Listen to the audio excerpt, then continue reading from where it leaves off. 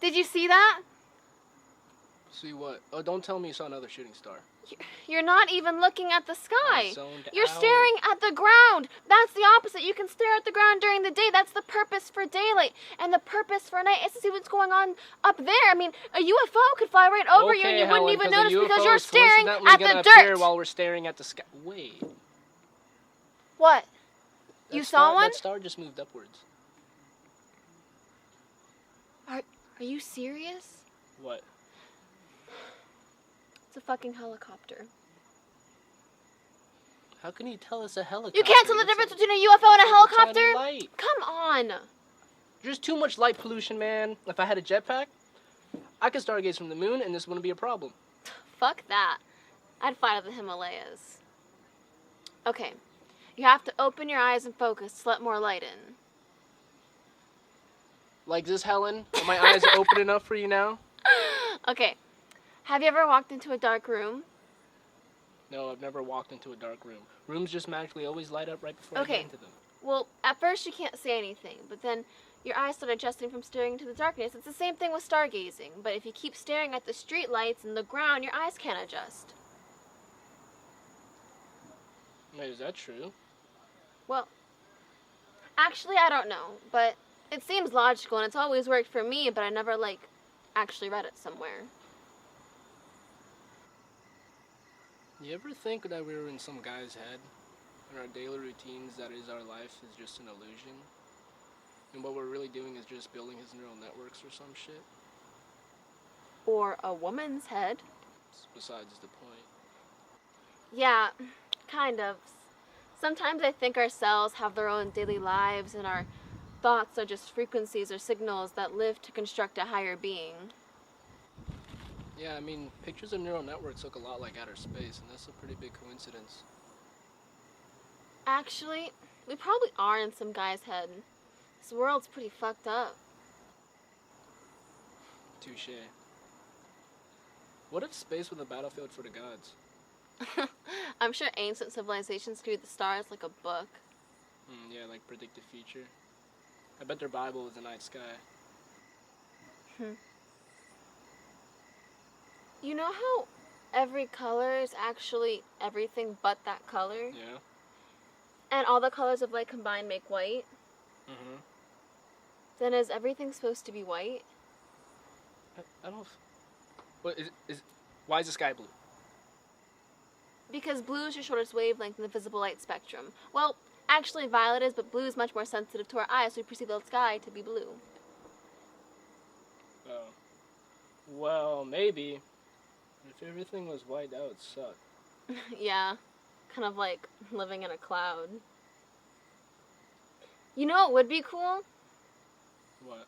Well, if every evening, instead of a sunset, a blanket just went across the globe like a mother tucking us in at night. Well, what about the stars? Well, there would still be light on the other side, and the blanket would have small holes from comets and fireballs falling to Earth, so light would seep through from the other side. You know, like the moon would just be a giant hole that you can go through, like a portal? But only light would be on the other side. Ooh, what if it was a portal of heaven? Or some other world rid of illusions? Actually, I like our sunsets.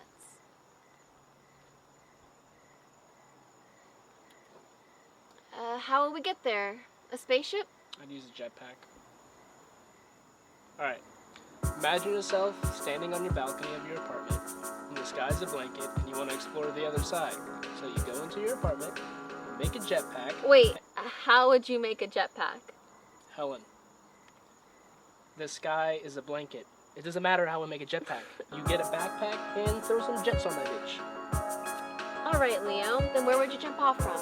The roof? No, it has to be epic. I would burst through my balcony, like I just busted out of jail, and I'd fly to Orion and catch a ride to the moon on his arrow. Orion doesn't have an arrow. Yeah, he does. Nope. But he has a bow, so... Nope. He has a lion's head in one hand and a club in the other. What the fuck? Really? But you have a jetpack, so why do you need help from Orion anyway? Orion's sick. Plus, I need something sharp but sacred. I think he has a hunting knife in his belt. Yeah, alright, I'll use that.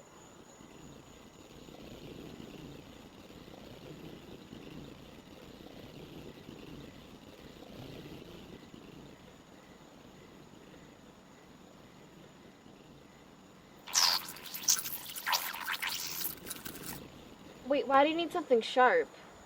Because I have to make a constellation. Just listen. Alright. Okay, so I eventually make it to the moon, but instead of landing on it, I go through it.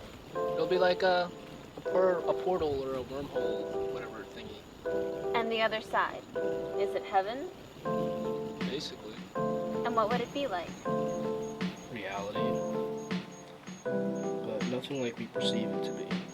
Because the illusions in this world won't exist in heaven.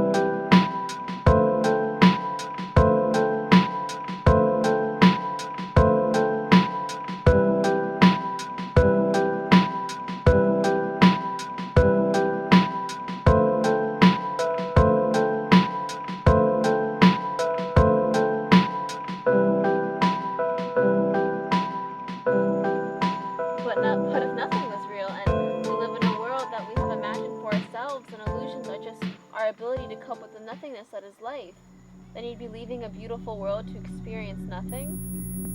Are you saying that you don't want to go to heaven? I'm saying that the illusion of this world is beautiful, and if I had a jetpack, I would use it to experience this world, not to go to a place I'm meant to think of when I'm dead.